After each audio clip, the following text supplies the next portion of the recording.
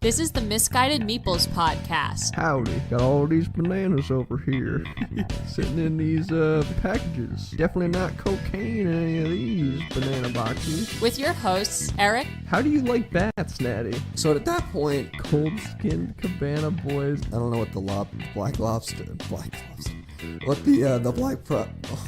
Then there's something wrong with you. You're certainly not very good. And Natty. Apparently was very acrobatically sound. Put it in prisoner visitor bums, it'd be a lot easier. Oh, I thought people kept chickens because they wanted eggs and kind of hated themselves. Hey everyone, and welcome. I am Natty.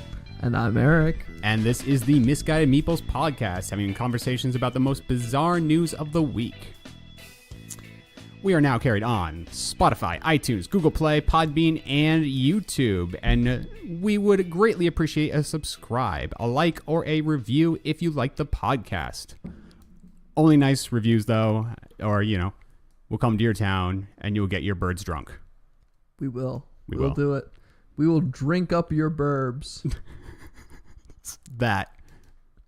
So, to start the show today, we have a follow-up story from our Coffin story that we did in episode 5. Yes. So here it is. 6 survive 30-hour amusement park coffin contest and win the prizes. So that tells me that we said that there was going to be 6. So all of them succeeded. Yes. So they selected well. This contest could not have been that hard. I call absolute bullshit on this. This is fucking bullshit. I mean, and there is, look at this. Like, this isn't a coffin. it's a bed. It has an open. It's open where the face is. That's not a coffin. I will link pictures to this bullshit, but like, this isn't a goddamn coffin. You're closed inside a coffin. There is a large space for their heads to stick out. It's absolute crap. Tanning beds are more claustrophobic than these coffins are. Yeah. Oh, certainly. So let's get into it. So like I said before, 6 people have managed to spend 30 hours in coffins as part of a ghoulish promotions at Six Flags St. Louis. Easy for me to say. Good, I wasn't sure which Six Flags it was. So the best part, they tried to play it up by saying they made it through thunder and lightning and rain. I'm pretty sure they had a roof above them. Oh, for sure. There's got to be like a tent. Like, it doesn't show it here in the picture, but There's got to be. I mean, there's all those people watching these people lie down in coffins. I can't imagine they're doing that in the rain. yeah. So each of the people who participated in the contest won 2 season passes and other prizes. And the Saturday afternoon contest started with a laying to rest ceremony, whatever that means, and ended with a raising from the dead ceremony. Participants emerged only for bathroom breaks and a series of mini challenges. So this is clearly not 30 hours straight. I mean, like, we talked about this earlier, where they were going to get bathroom breaks, which makes sense. No mention of mini challenges. You don't want to shit yourself in a coffin. But mini challenges, like, this is kind of weak, man. Yeah, it wasn't what we were told. That's not the impression I got. I thought it was going to actually be a challenge. It seems more like it was kind of a field day. I know. It's kind of crap. It's like, what the hell? I mean, what is the prize from this? Like, it can't be that big of a prize if they made it this easy. Well, it's $300. That's $300 and, like, what, a day pass? Yeah. And some well-earned reflective time to think about why you spent 30 hours sitting in a coffin at Six Flags? I mean, it is minimum wage. It is $10 an hour. Oh, right, we did that out. Yeah. That's not bad. No, it's not bad at all. No. So a couple of the people who participated was a professional wrestler by the name of Brian Johnson, a hearse driving haunted house operator Matt Daly, a science student Olivia Crabtree, funeral director Stacy Wagner, vampire enthusiast I don't think that's a profession. vampire enthusiast Stevie Rogers and Navy veteran Keith Richer who served on an Iron Coffin submarine. Oh, okay, gotcha. Yeah, there's a joke there. Well, I mean, I'm pretty sure the Navy officer, I'm pretty sure he probably could have done it without the bathroom breaks or mini challenges. He was probably fine either way. Right. Everyone else in this... Vampire enthusiast. I can't get past that one. A professional wrestler, a haunted house operator, a science student, a funeral director, a vampire enthusiast. This is a motley crew. Well, I tell you what, though. The vampire enthusiast probably made more money during this 30 hours than he typically does per hour. Probably. Because that's probably a job that pays in whatever the parents have left over at the end of their kids' birthday parties and all the high C they can drink. Ooh, man. Those leftover sandwiches that gets us at those kids' parties. Oof. Well, that and the 76 cents left over from buying Would you like hire a a piñata. vampire enthusiast for your kids' party? No. No. I wouldn't hire them for anything. Why would there... Oh, I don't know why we're thinking of him as like a clown, though. Yeah, it's true. I'm not sure what one who is enthused about vampires. I'm not sure where that profession fits in. Is that like a con thing? Is that like a... Yeah, you see a lot of people at cons. Haunted house thing? Maybe. But like we already had one haunted house operator. That's true. That would be redundant. I know. Let's say they were in different towns too, so it was different states. So we're gonna have to look into this. I don't know what a vampire enthusiast does, but congratulations. You won a contest, and I hope you love Six Flags because you got season passes. And yeah, basically that's it. I mean, other than the fact that it was goddamn bullshit, those coffins got to be closed, man. No, that's not legit. Those aren't coffins. Vampire enthusiast? I feel like of all of them, he should have a problem with the fact that Coffin is open-faced.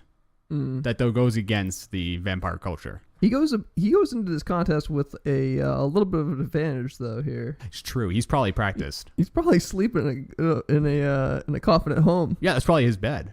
Yeah, exactly. Yeah. That's not weird at all. No. Completely normal. Completely normal. You don't sleep in a coffin? Well, not when guests are over. I like to keep that shit private. You have like a James Bond style bed. It's like bed. You have like a switch in the wall. You pull the switch, and the bed it just like turns over completely. And it's a coffin. And it's a coffin. And I invite all my vampire enthusiast friends over, and we just have a big old slumber party. Oh, that's fantastic. Right? I like that image in my head. Actually, I'm sorry about that. Yeah, you're going to have to live with that now. So, moving on to more news that is weirdly familiar to previous podcast mentions. That's the thing. We've got... You heard nothing. All right, we've got naked man who jumped into aquarium shark tank wanted by Toronto police. What's up with Canadians getting naked and jumping into bodies of water that you shouldn't jump into naked? I'm not sure. It does seem to be a trend, though. It seems to be very odd to me. And the funny thing is this man was also accused of some form of assault, like the last man. Well, the other guy was kind of a, like, assault. Well, not really. I mean, breaking and entering. Breaking and entering, yes. He was accused of a crime beyond jumping into a body of water naked. Right.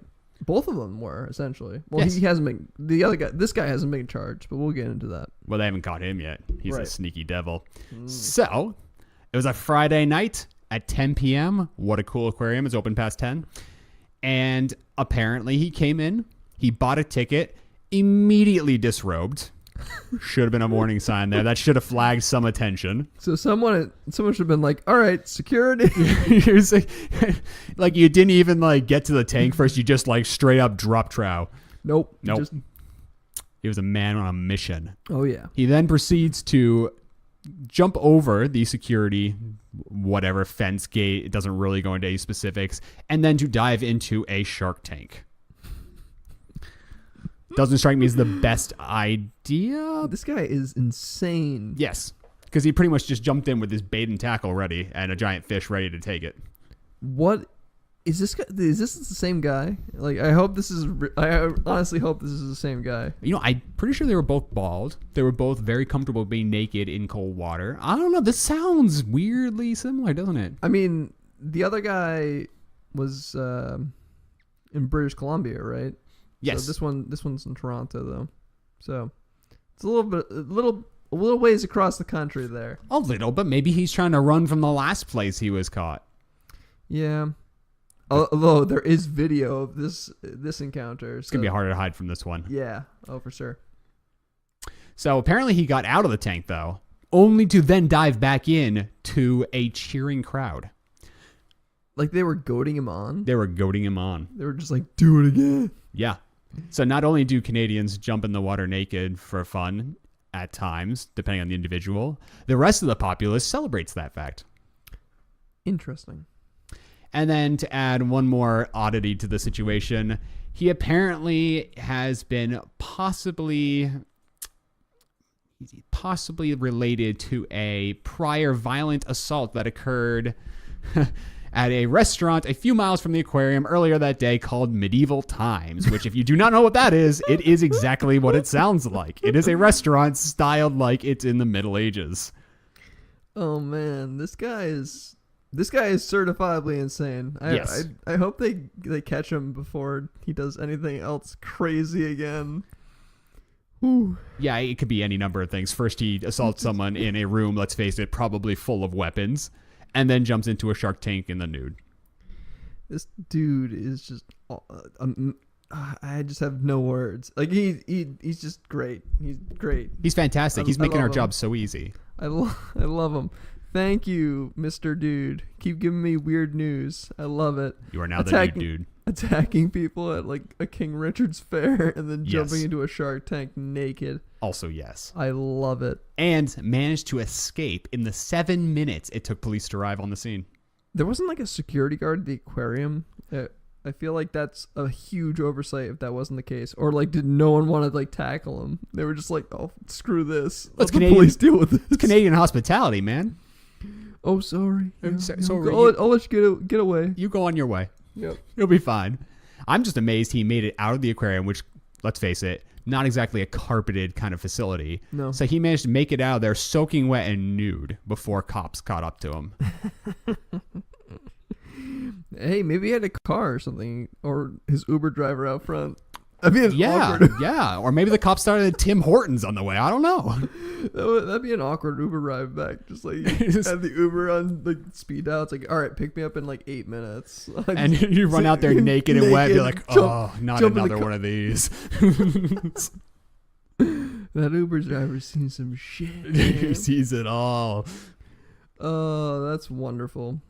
Truly. This man, God bless you, sir. Keep doing weird stuff. Yeah, please. That'll be the new theme for the show. Naked Canadian man does what now? Food news and naked Canadian men. We're on it. We're on a weird little tangent here. We're a lot of news in that department. It's a niche, but someone has to fill it. Yes, of course. Of course, we have to cover this stuff.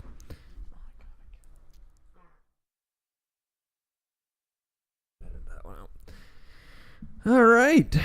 Well, I'm not even going to try to attempt to segue this one. But they're so closely related. They're very closely totally related. reasonable. They both involve men, There you go. and that's about it. Yeah, that's really it. So they're not even from the same place. No, not even close. So the next story, if I can even try to attempt to segue into this.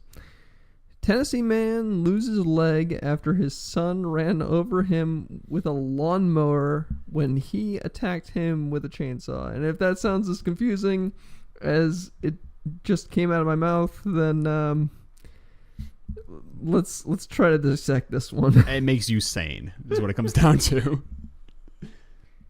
So, essentially, a chainsaw-wielding Tennessee father had to have his leg amputated after his son ran over him with a lawnmower, police said.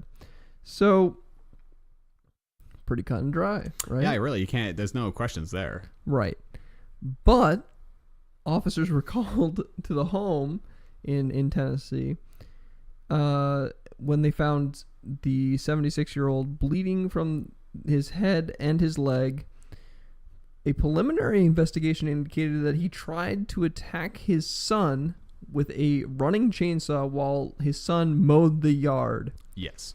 So his son was out mowing the yard, and this 76-year-old man was so mad at whatever that he attacked his own son with a running chainsaw. And his son, who was not identified, For good reason. ran over his father with the lawnmower as a way to defend himself. That's just insane. So this is like a 76-year-old man, and like I would assume probably like a 50-year-old man as well. Yeah, on a lawnmower. At the very least, an adult. An adult on a lawnmower. Oh man, this is just a nuts story, man. Yeah, I mean, there's no clear motive. They don't speak of any clear motive. Apparently, he was just pissed. What he's pissed about, God knows. 76. Well, I mean, however old the son is, years of angst. So yeah, and I love this. The story does not go into insane detail on what led to this attack and this self-defense with lawnmower. Which I'm not even sure is how that's possible, but like I'll go with it. I mean, did he catch air? How do you run someone over with a lawnmower if they're not lying down? Originally, I thought this guy was like on a riding mower. That's what I pictured. Right. And so I thought he was on a riding mower coming out on the chainsaw, but then I'm like, well, he was out mowing the lawn, but like it doesn't specify that he was on the lawnmower, right? Plus, I mean, I think a 76-year-old man would probably be hard-pressed to keep up with you on a riding lawnmower with a running chainsaw in hand. Right. So maybe this guy was out there with like a push mower, and he was like pushing along, and then chainsaw attack. Yes, this totally makes it more reasonable. And then the son, instead of just running the hell away, decides to like turn the lawnmower up and like run over this guy's leg with it. Right. Yeah, because it primarily affected his leg. That seemed well done. Erik, the armchair detective, has solved the case. I am a infamous armchair detective. That's right. Let that be known. I am the most infamous armchair detective. So yeah, and the police had this to say as well. Detectives said the father and son had an ongoing feud. Well, no fucking shit. Yeah, that seems like, I don't think that's just a spontaneous, like, oh my God, he left the toilet seat up again. I'm going to get him good this time. Like, that doesn't read correctly. I'm going to get him with a chainsaw this time. It's my weapon of choice. So apparently the father, the 76-year-old, was charged with the attempted second-degree murder and also violating probation, and not clear what he was violating probation for, and also it's not clear who was his lawyer, apparently. So let's face it, if he violated his probation, he's chasing down his family members with a lawnmower, it's probably state appointed, and they probably aren't happy. Yeah, probably not. Yeah. I'm surprised the son has stayed in his life that long. He's violating probation and attacking people with chainsaws. Right. The up news is, even if he doesn't go to prison, he's going to have a hard time catching up to people with a chainsaw now. That's true. Without a leg, that's very tough. That's right. That wheelchair life. It's gonna be real tough. That's gonna be tricky, trying to chase down your son on the lawn with a chainsaw and get your that doesn't seem like a practical way to go about things. Unless you have like 3 arms, it's not gonna work. Well, now he's gonna find a new weapon of choice. I don't know, leaf blower, something impractical. Yeah, no, maybe just a gun. Well, I feel like that would have been like, come on, like weapon of choice of someone from Tennessee. Not to shit on Tennessee now too, Jesus. But not to not shit on Tennessee. I guess. You're welcome. I'm making enemies of people in Georgia and now Tennessee. Yes. Jesus. Slightly with Canada, but come on, Canada. You had this one coming. You have I naked know. people jumping into water. Canada had it coming. Okay. Yeah, really. I mean, come on. Georgia really didn't do much other than having like a dentist that was like clearly unqualified and also paddling their school children. And you say Tennessee now has a 76-year-old chasing a middle-aged man around the yard with a chainsaw. Yes. The jury's out on whether they're paddling their children. So yeah, that's that story. Do you want to try to segue this one? I am trying. No, I got nothing. This one, there's no relation between the two. No. No, not really. Well, so we're just going to go into it. Girl brings home crack cocaine from New York preschool, thinking it was teeth. Yes, it is very concerning. They shouldn't have even been bringing teeth home from a nurse for the daycare. Yeah, that's... Why was this preschool age girl allowed to bring teeth home in the first place? And then, yeah, that's interesting. Well, we'll start with the basic details. The setting, the Bronx. Big surprise, I know. Mm-hmm. So, a mother in New York City is looking for answers after her 4-year-old daughter brought home crack cocaine from preschool. Like most 4-year-olds do. I don't really see the concern. Yeah, that seems legit. So, her daughter, Serenity, classic, showed her these tiny little plastic containers that she was given to by a boy at her school that she claimed had teeth in them. She thought they looked kind of odd, so she's like... All right. I mean, she said something silly and mom-like he needs to put those under his pillow so the tooth fairy would come. But after looking closely, she's like, this is weird. Brought to the police precinct where the detective came out and just straight up said, oh, yeah, that's crack cocaine. Which is, alarming that her daughter brought that home. From preschool. From the preschool that she was going to, yeah. I mean, that'd be alarming if they brought it back from middle school. Never mind preschool. Alarming if you brought crack cocaine back from anywhere. Yeah, really, anywhere. Like, I went to the bus station. That's yeah, it doesn't matter. Except from the Bronx. Ooh. But the more concerning I'm shitting thing, on every location. Yeah, just if we're gonna go. No, I'm joking. I've never been to the Bronx before, so I don't know. And I will be going, but only if I need crack cocaine shaped teeth, or teeth shaped like crack cocaine. Either one, really. Interesting. So. The better part of the story, her daughter, who had been acting rather hyper, told the officer and her mom after all this that the rocks tasted terrible. Obviously a point of concern there. Right. So apparently she put one of these in her mouth. I don't feel like a 4-year-old should be putting crack in their mouth. I also don't feel like a 4-year-old should be putting teeth in their mouth. I don't feel like a 4-year-old should be putting anything like that in their mouth. And I feel like at 4, they have some cognitive ability. Toddlers put everything in their mouths. Though. But 4? Oh, yeah. Kids, they just put everything in their mouths. I'm just not going to touch that one. Oh, come on. It wasn't a thing till you said that. That's not phrasing. That's like actually a legit thing.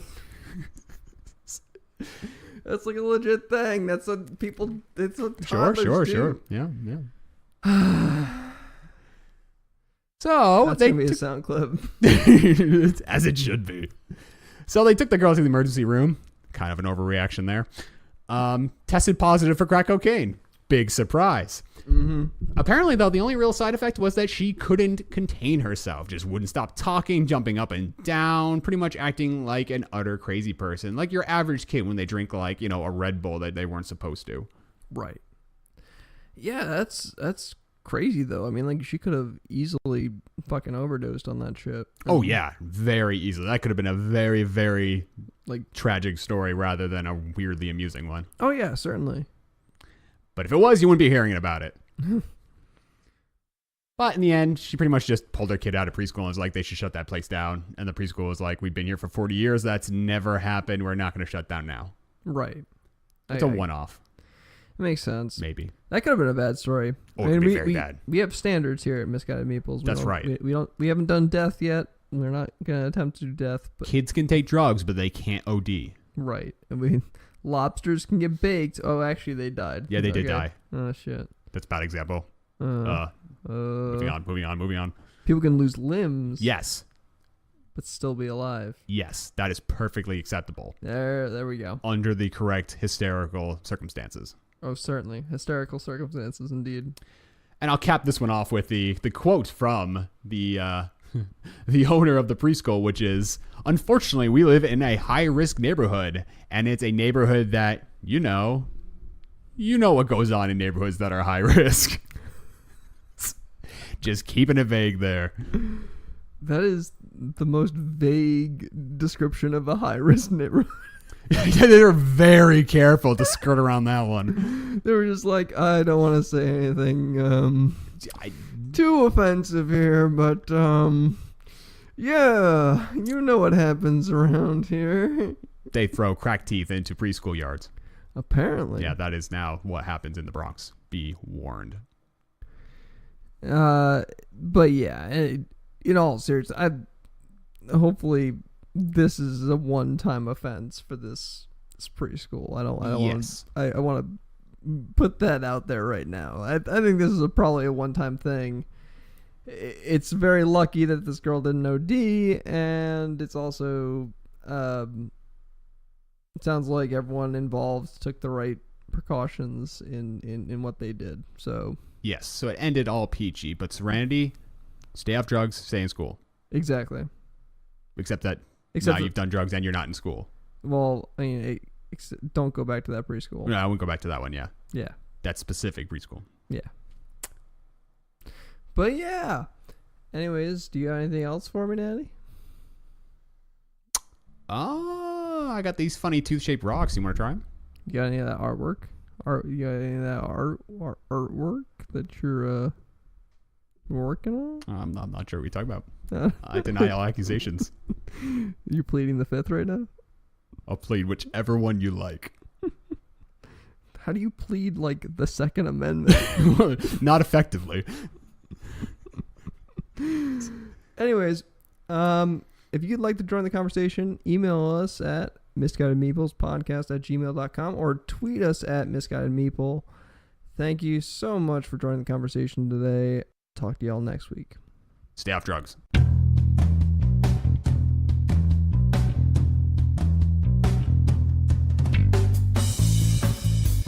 The music in our intro is Retro Future Clean, and the outro music you hear now is called Breakdown. Both tracks were done by Kevin MacLeod at incomtech.com. If you would like to get in contact with the show, our email address is misguidedmeeplespodcast@gmail.com. On Twitter, we are at misguidedmeeple. Follow us for show news and links to all the crazy news stories we covered in this week's episode. And maybe even some bonus ones we didn't cover. Gotta follow us to find out.